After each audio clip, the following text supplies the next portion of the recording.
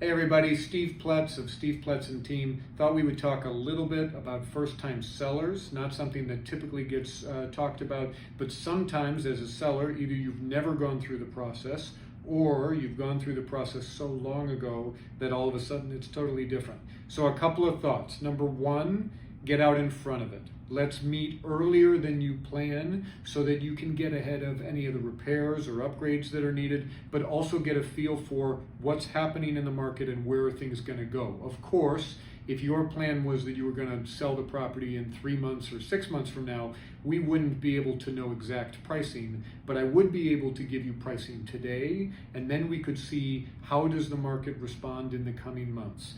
If, as an example, we're talking in the summertime and the plan is that you're going to move in the wintertime or anything like that, then of course the market will adjust, but it'll allow us to keep our fingers on the pulse of exactly what is happening. Also, we can figure out, are you going to sell the property while you live in it?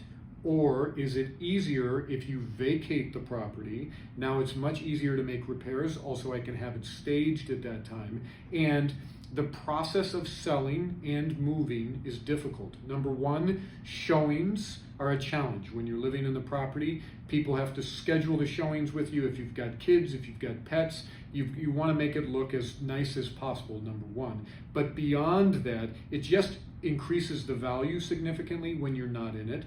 And as we recommend to every seller, the important thing is you can't move until the buyer removes all contingencies, until they go through their due diligence period. So if you're in a position, especially by getting out in front of it, where you can either rent locally and we can sell the property vacant, or you're able to move to your final destination. If you're moving out of state, if you're moving to a different area in Southern California, you can get a feel for those neighborhoods while you rent and pick that up. So there's a lot to go through. There's a lot to discuss.